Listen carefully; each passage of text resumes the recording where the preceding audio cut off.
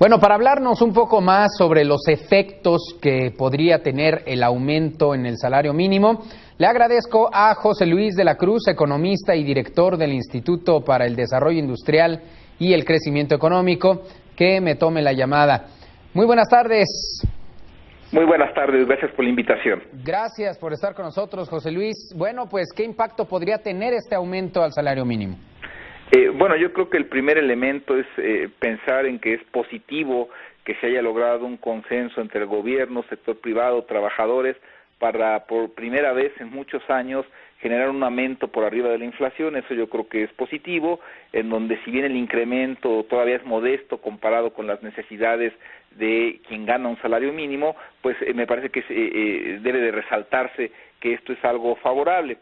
Si bien en un momento dado puede existir la duda de si esto tendrá impacto en la inflación, me parece que en términos generales el hecho de que el presidente de la Coparmex haya sido uno de los impulsores finales de esto, pues lo que de alguna forma garantiza es que las empresas podrán hacer los ajustes para garantizar que este impacto inflacionario sea el menor posible y que entonces este incremento tenga al desarrollo del mercado, al consumo y esperemos que con ello a las empresas a través de una mayor circulación de recursos, consumo y con ello bienestar para los mexicanos. ¿Qué tan beneficiados resultarán los trabajadores? Porque hay quien criticó este raquítico aumento, José Luis. Bueno, yo creo que es claro que si hoy consideramos que el salario mínimo de la actualidad tiene apenas el 25% del poder adquisitivo que alcanzó hace 40 años, pues es evidente que es modesto el incremento. Sin embargo, también debe de resaltarse que debe de significarse, esto debe traducirse en el inicio de algo estructural que debe de ir acompañado de varios años en donde esos incrementos se vayan dando y que entonces pues ya se vean grandes diferencias. Entonces, sí es modesto, pero digamos es la primera vez que se ve en décadas.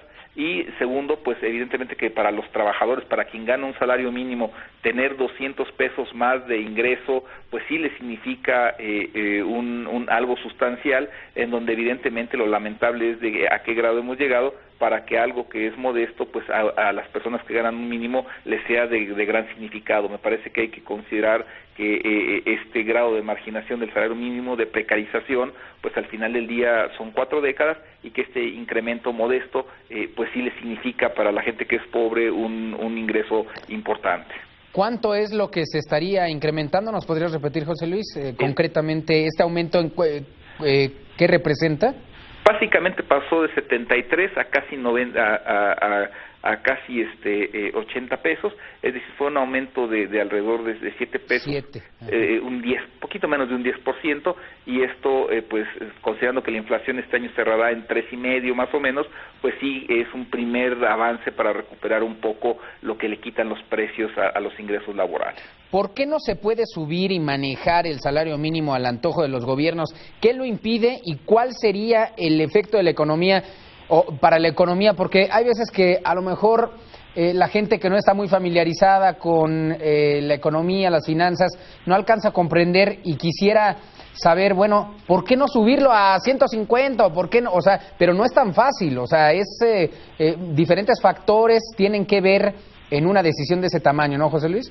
Claro, al final del día el gobierno no es el que paga el salario, el gobierno puede tomar decisiones que en un momento dado quien tiene que llevarlas a cabo en realidad es la empresa, es decir, la empresa, y ahí hablamos desde pequeñas, micro, medianas y grandes, son las que de sus finanzas tienen que utilizar sus recursos para pagar. Entonces, en este sentido, es importante que el sector privado haya empujado hacia subir el salario mínimo. Eso me parece relevante, porque al final del día lo que implica es de que tendrán un compromiso financiero para pagar mejor y pues muestra que el gobierno pues en realidad ayudó, empujó esto, pero las empresas serán ahora las que tendrán que arreglar su parte financiera para efectivamente pagarlo. Y aquí agregaría algo más.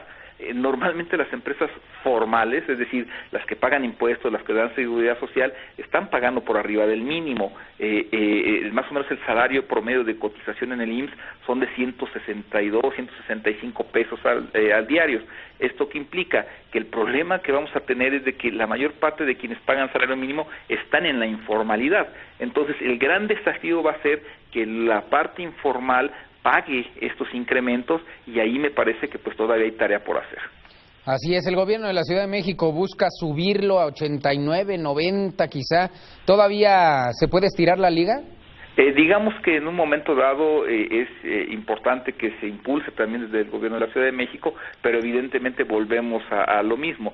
No son los gobiernos los que pagan los salarios, son las empresas, y ahorita sí, el sector empresarial enfrenta un desafío de bajo crecimiento, les subieron las tasas de interés, de presiones en el tipo de cambio, y ahora con este entorno externo que está generando Donald Trump, pues de incertidumbre. Entonces, me parece que habrá que observar en los siguientes meses los primeros efectos, y me parece que las empresas en ese sentido tendrán que platicar nuevamente con el gobierno y con los trabajadores, con la academia misma, para ver cuál será el siguiente paso de incremento, en donde me parece que se pueden hacer cosas. Lo único es hacerlas bien, con cuidado, pero de manera sostenida, para que el salario mínimo pues siga un proceso de recuperación.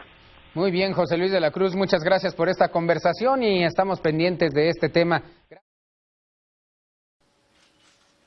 Te invitamos a seguir cuestionando la información con los siguientes videos.